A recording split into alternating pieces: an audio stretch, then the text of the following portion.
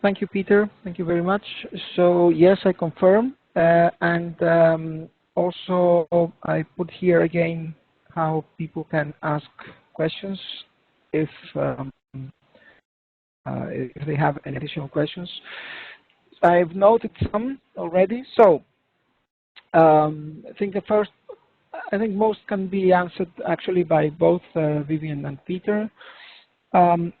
Regarding the initiation of the iBRoad replication in an area, would it be possible for a local authority to do this rather than the state government? Would it be possible even for a sectoral authority, for example, when dealing with social housing? Feel free to unmute yourself and reply directly. Yes. Yes, we had that case. In fact, you can implement, I mean, in Germany we have an own audit in the federal state of Baden-Württemberg. It's not a municipality, but it's a federal state. But we also had this question from Spain, where a smaller municipality really wanted to implement this. So this is absolutely possible, yes. The only thing that needs to be adapted in the local circumstances and the difference, mainly the local circumstances. So it's feasible as long as this adaptation is taken into account. Okay, very good. In your experience, is the situation in EU member states so different to need such a sophisticated process to implement iBRoad? I think you showed both several a structured approach, but definitely a sophisticated approach. So it's not something that you can just take and quickly adapt, translate, for example, and implement in a new country, right? Exactly. It's I would say during our development of the tools, we always came to that question: how much can be standardized and how much needs to be adapted to the requirements of the member states. And that was not always easy, but I would say maybe 80% can be standardized, and the rest 20% they really need to be adapted. So in order not to confuse homeowners, the products really should look like their EPC. And if they're used to certain color schemes, to certain threshold values, all this really needs to be taken. And in technical way, we had this especially with the logbook. When you want to evaluate logbook entries, yes, you need this reliable data, and the data needs to really fit with the national requirements. So this is not always easy to have this semi-flexible structure, but this is exactly what it is. So you have certain fixed issues and other ones that really can be adapted. And yes, as I say, maybe it's 80% standardized. To allow also, I can add here, to allow a flexibility that is tailored to the specific requirements of the country or the region.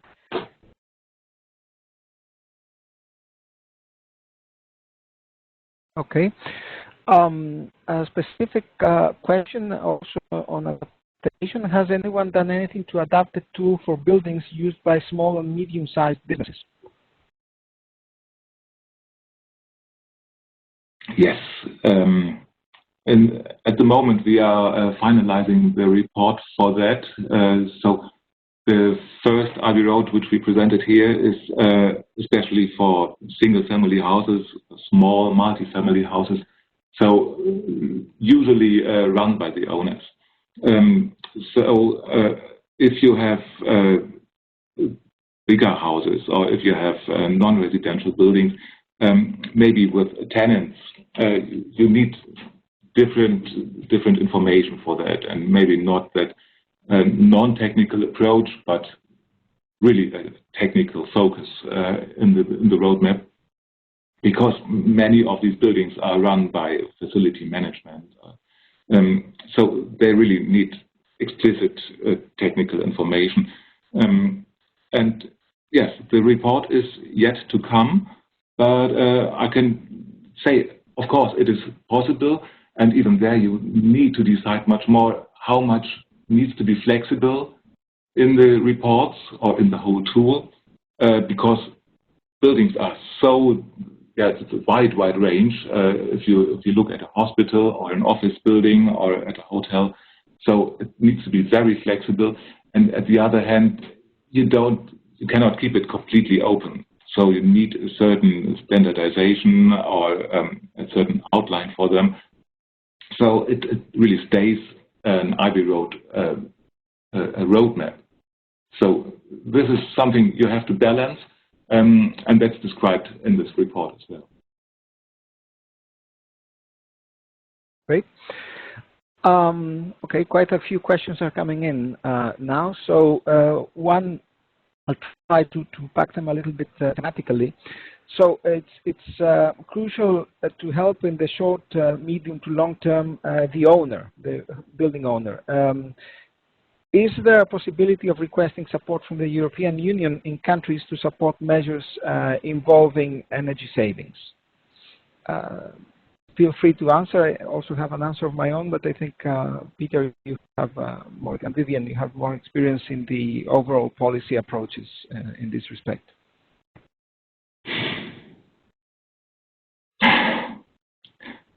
Vivian, correct me if I'm wrong, but at least in Germany, we didn't receive any EU funding for that. So I think the main support was the BRP in the EPBD.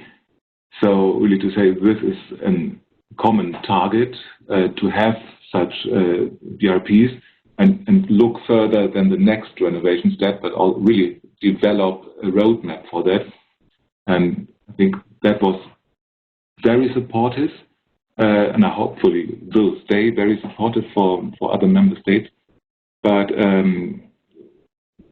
beyond that, I think we didn't receive any support. Yes, it's true that the EU funding is not specifically focusing on the homeowners, and basically some funding for that would come from national or regional funding. So this could be a future target, a really crucial future target for that.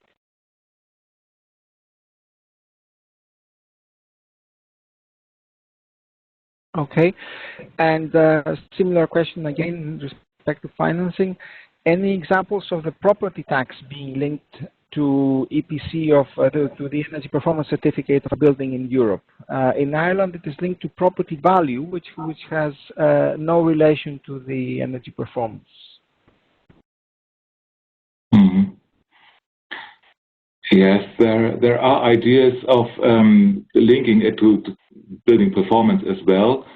Of course, this gets more and more complicated then. The idea is that you have to pay property tax each year, and so it's always a kind of a reminder to say, okay, now go and make your roadmap. And if this pays in a way by paying less tax, the better. But of course, this is just a little help. It's not that you have really economic benefit from that. But it depends on how you really create this. But property tax, of course, is not that expensive compared to building renovation. So we see it more like a reminder that comes every year. And as I also said on the economic impacts, the development of the renovation package will increase the number of individual deep renovation. And this will also affect the local employment, quality of works, and it will also increase the real estate value and the property prices. So there will definitely be an effect there as well.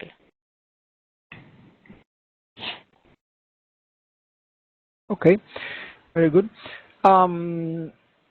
Again, a question about the typologies. Are there any relevant experiences in Europe applying building renovation roadmaps in multifamily buildings?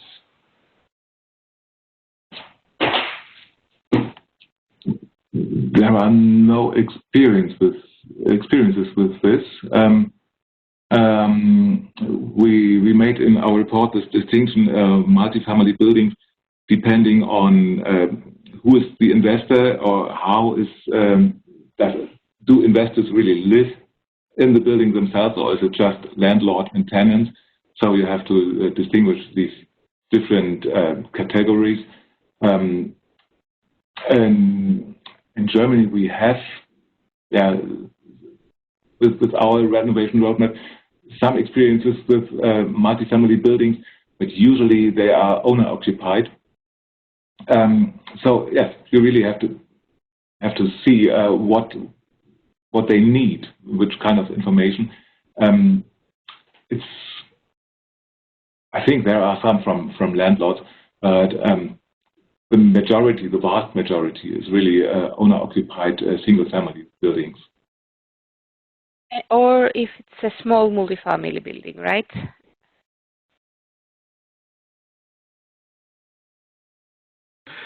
Yes, I can add that I know that several municipalities in particular are focusing now on multifamily buildings and are looking into such an option like the building renovation roadmap.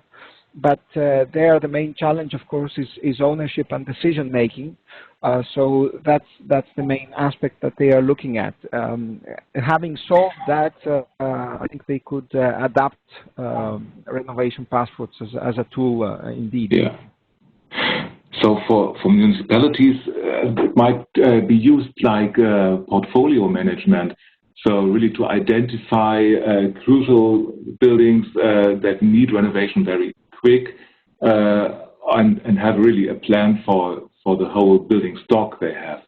And this, of course, the principles can help a lot, especially if buildings are similar built, so from similar ages or size. Of course, this can help a lot, and we have a short description of that in this new report as well. And this is not only for municipalities, also for building companies. So they can use this in a bit different way to really manage the building stock. Yes. Yes, indeed, and there the connectivity with databases, with other information, existing databases is of course very critical and useful. Final question, which is related to the actual tool. So did I understand right that iBRoad has a ready-to-use online calculator which can be adapted and tailored by member states? Peter, I think you can say more on that, and I can add a couple of points on this as well. Yes, there's no calculator in this way. What we do is in the roadmap, you fill in the results of the calculation, but the calculation itself is done with this usual calculation software that carries out the EPC calculation. What we are describing is a cost calculator. There's a report for that. And there's a simplified tool it's described in that report. There are some minor calculations in the logbook, like U-value calculations and for the assessment of building component performance. But this is really minor calculation, yes. Yes, perhaps calculator as such, iBRoad is not in the sense indeed that we use the energy performance calculation tools that exist in each country for the energy performance certificate. So each country has its own methodology, its own standards, its own default values in many cases, etc., different approach. And the logic is that, of course, whatever we do in each country has to be consistent with what is done already there. That said, as Peter mentioned, there is a simplified energy demand calculation tool, and it's actually open source software. One can access it through the website and use it. But the main point in any case about the energy demand is that this has to be calculated ideally with software that exists in each country. That said, the overall iBRoad tools are indeed customizable per country. So both the roadmap and the logbook, and that, as Peter showed briefly, fields can be adapted to specific countries, whereas others that have a pan-European, if not universal value, can be used directly. And indeed, what happened in the pilot testing was this kind of adaptation and then use of the tools in the pilot countries. And this is done now further in additional countries that were not in the original pilots. Thank you all. I don't see any more questions. So unless anybody has any comments, I think we can close here, and the time is just after 12 o'clock Brussels time, which was our aim. So thank you very much. Any final comments from our speakers? Thank you for your interest. Yes, thank you as well. Thank you from my side as well. So thank you very much to all who participated, and we invite you again to visit our website, join our news alerts so you can learn further updates on the iBRoad project, and of course download reports, view our videos, etc. And there will be soon also an online video presenting the tools themselves in action. So thank you very much.